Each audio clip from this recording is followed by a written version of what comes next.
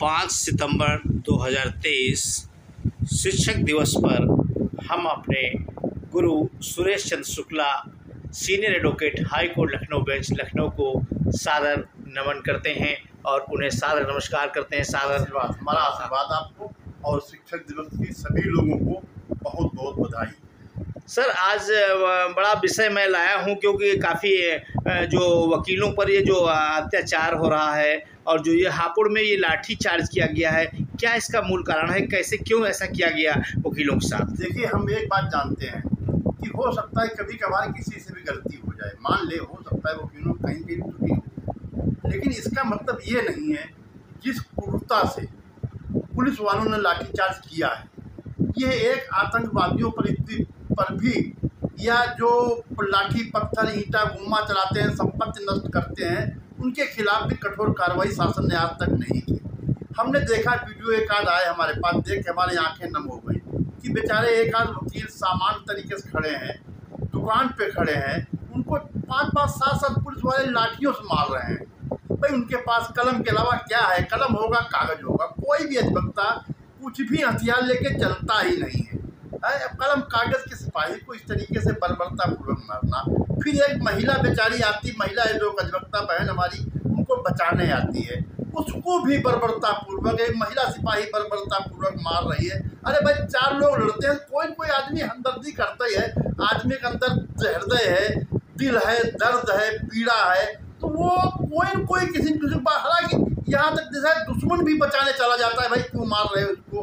अब बचाना है उसको भी मारना शुरू कर दे, ये तो बिल्कुल क्रूरता की हद हो गई है। भाई, हम न्यायपालिका के अंग हैं, हम भी एक काम करते हैं, हम भी मतलब एक जैसे कार्यपालिका, विधायिका, न्यायपालिका है। कार्यपालिका इस तरीके से न्यायपालिका की उनके कलम जो कार्यकर्ता उनको दबाएगी तो कैसे देश चलेगा? ये तो देश चलेगा, हमारे पर लाठी तो है नहीं, हम रोज ऐसे मारे जाएंगे। रास्ते में पुलिस वाले मिलेंगे, रास्ते में कहीं गाड़ी चेक करें, कहीं हम जल्दी में जा रहे हैं, कहीं जा रहे हैं, तो इस तरीके से अगर मारा जाएगा तो ये बहुत दुखद है, बहुत निंदनीय है।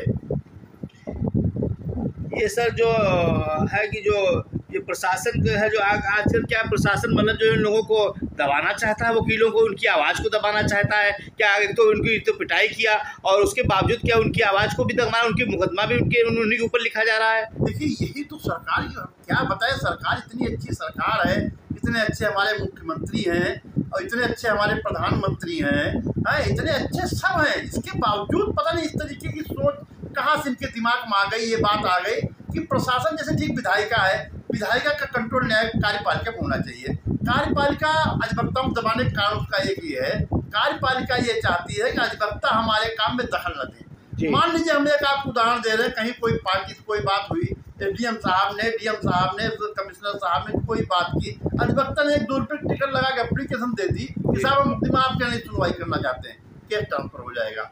आप आदेश करना चाह रहे हैं, गलत आदेश करना चाह रहे हैं या हम उससे संतुष्ट नहीं है, अधिवक्ता ने एक एप्लीकेशन दे दी कि साहब ये आदेश उचित नहीं, हमको सुनवाई मौका दिया जाए। अब वो सुनवाई के लिए टल गया।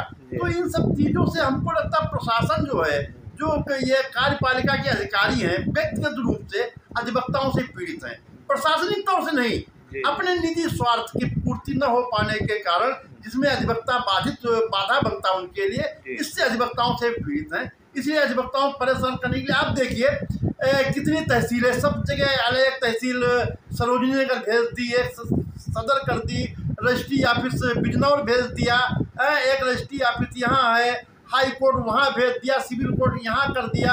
तो अधिवक्ता बेचारा दिन भर साइकिल से दौड़ा करता, मोटरसाइकिल से, रास्ते में कोई दुर्घटना हो जाए, कोई बात हो जाए, उसके भी बच्चे हैं, वो भी इंसान है, लेकिन ये अपने निजी स्वार्थ के लिए अधिवक्ता दिन भर मेहनत करने के बाद बहुत अगर फीस किसी वकील से लेता है, मौकिल से लेता है, तो 10,000, 15,000, 20,000, उसमें भी 5-7 हज़ार रुपये खर्च करता है, तो अपने बीवी बच्चे भी पालता साथ में। उससे इतनी घना प्रशासन क्यों करता है, हम आज तक नहीं समझ पाए, जबकि उनके पास रुपये का अंबार है।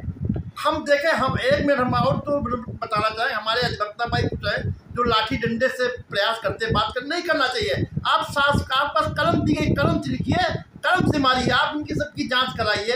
हमारे जो बार पदाधिकारी हैं उनसे निवेदन है, बार काउंसिल के हैं, बार के हैं, कि सब लोग इनकी संपत्तियां जांच कराइए, सबकी पोल खुल जाएगी और हम लोग उसको ये परेशान करना बंद कर देंगे। ये सर जो है कि जो अधिवक्ता है एक न्यायालय का एक अभिन्न अंग होता है और ये सब जो कि सेवा भाव उसके अंदर होता है और उसके ऊपर जो है कि पुलिस को एफआईआर दर्ज करना, चूँकि वो तो दिन भर न्याय के लिए ही दौड़ता है, दूसरों को न्याय दिलाता है। और तो ये पुलिस ऐसा अक्सर पुलिस को देखा गया है कि पुलिस अधिवक्ता के बीच झड़प को लेकर के कि अधिवक्ताओं को आड़े आती है पुलिस। देखिए हम बताएं आप हमारे कोर्ट में आए, कोर्ट में कोई पुलिस काम है नहीं छावनी बनाने का। उसके बाद हमारे पास न लाठी है, न डंडा है, न कुछ भी हथियार नहीं है। यहाँ तक मतलब देखा जाए तो हमारे पास कुछ हाथ पकड़ने तो कोई ईंटा तक नहीं है, वहाँ पे जो ईंटा पड़े उठा ले। तो अधिवक्ता मुकदमा किस बात का? बहुत अधिवक्ता भाई धमका सकता है, जान से मारने कह सकता है तो 506 बनेगी, लेकिन नहीं, हमारे पर 307 भी लगा दिया जाता है, 353 भी लगा दिया जाता है, 332 भी लगा दिया जाता है, 504, 506, 147, 148, जितनी धाराएं हैं, गुंडा जो चाहो हमारे ऊपर लगा दो, हमको मारो भी और हमारे खिलाफ एफआईआर भी, क्योंकि एफआईआर करने का अधिकार आपको है। तो ये देखिए ये गलत है। जो आपको शक्तियाँ शासन ने दी हैं वो जनता की हित के लिए दी हैं, जनता को परेशान हो इसलिए दी गई है, ना कि अधिवक्ताओं पे इस्तेमाल करने के लिए दी गई हैं। तो सरकार को हमारी विधायिका भी सोचना चाहिए, हमारे मुख्यमंत्री जी को सोचना चाहिए, प्रधानमंत्री जी को सोचना चाहिए, हमारे राज्यपाल महोदय सोचना चाहिए, हमारे मुख्य न्यायाधीश सोचना चाहिए कि अधिवक्ता के साथ कितनी क्रूरता की जाएगी। हद है क्रूरता की, मारो भी, एफआईआर भी करो और फिर उनको पकड़ ले जाओ, थाने में प्रताड़ित करो। अब पुलिस वालों में सबसे बड़ी पीड़ा है कि अधिवक्ता थाने जाता है, यही पीड़ा है। जबकि अधिवक्ता तो भाई मौके चाहता है, अधिवक्ता साथ हमारे अस्पताल भी चले। थाने जाने में क्या तकलीफ है? अगर आप सही काम करते हो, वकील जाने में क्या तकलीफ? वकील कौन आपका हाथ पकड़ काम कराता है? कहीं आप गलत हो जाते हो तो कहीं अधिवक्ता उसको सही करने के लिए आपसे बात करता है तो आपको पीड़ा लगती है। सर क्या कारण है जो ये प्रशासन वकीलों को मतलब दबाना चाहता है? भाई हमने क्या बताया कि अधिवक्ता जो है उनके निजी स्वार्थ के लिए, जहाँ निजी हित इन्वॉल्व होता है उनका पता चल जाता है अधिवक्ता को, अधिवक्ता वहाँ पे अपनी कानून का उपचार प्राप्त करने के लिए अपने प्रार्थना पत्र देता है, वही उनको खलता है। वहाँ पर उनके लिए बाधा उत्पन्न हो जाती है कि उनका निजी उपचार नहीं हो, निजी लाभ नहीं उनका हो पा रहा, निजी हित का पूर्ति नहीं हो पा रही, इसलिए अधिवक्ता बुरा है। यही हाल थाने में भी है। अब दुनिया भर का बवाल है, क्या नाम है, अब एक कानून बन गया है 41A, CRPC में अमेंड हो गया है कि साहब कोई अभियुक्त गिरफ्तार नहीं किया जाएगा। अब वो जिसको चाहते हैं उसको गिरफ्तार करते, जिसको चाहते हैं उसको नहीं गिरफ्तार करते। तो यहाँ पर अधिवक्ता जाता है, भैया कहता है इसको क्यों गिरफ्तार नहीं करो, या क्यों गिरफ्तार नहीं करो, या करो।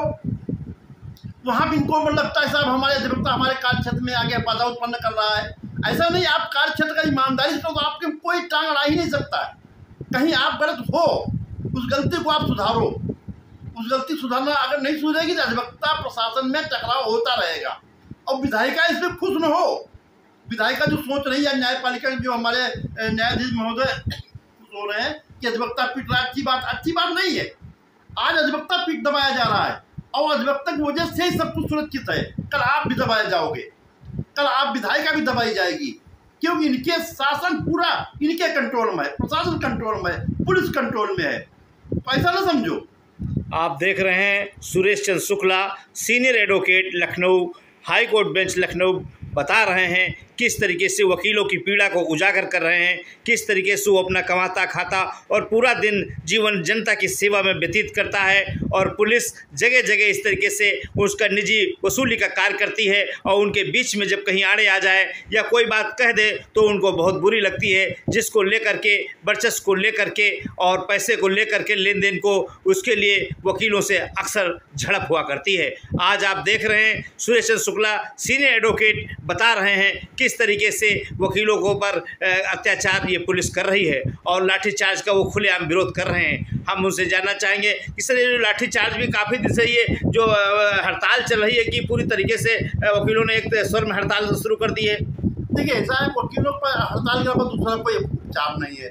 क्या करें, मार भी खाए तो रोता, जैसे घर में बच्चा मारा गया तो रोक कहता हम ये किनारे बैठ जाता, हम सब कुछ नहीं करेंगे। तो अधिवक्ताओं की वही स्थिति है, मार खाने के अलावा न उनकी कहीं एफआईआर लिखी जाएगी, न शासन सुनेगा, न प्रशासन सुनेगा, न जैसे समिति बना दी गई, एसआईटी गठित कर दी गई, अब पुलिस अधिकारी उसमें कर दिए गए। वो तो कहीं माननीय उच्च न्यायालय द्वारा उसमें एक रिटायर्ड जस्टिस महोदय को कर दिया गया, तो हो सकता है कुछ उसमें वही निष्पक्ष न्याय हो जाए, वरना हमको कोई वही नहीं। तो वकील पास हड़ताल के अलावा और कोई उपचार ही नहीं, वही बेचारा कर लेता, रो धो के अपना, और वही 2-4 दिन करने बाद फिर काम पे लौट जाता है। बस ये है, इसके अलावा अधिवक्ता के पास कोई उपचार ही नहीं है रोने के अलावा।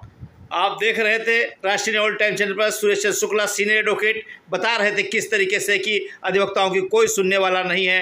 अब अगली बार हम आपको सनातन धर्म को लेकर के आएंगे और वो बताएंगे कि सनातन धर्म को समाप्त करने वाले स्टालिन के बारे में क्या कहते हैं। और अगली के लिए आप इंतजार करें। तब तक के लिए राष्ट्रीय नवल टाइम्स लखनऊ से रिपोर्ट।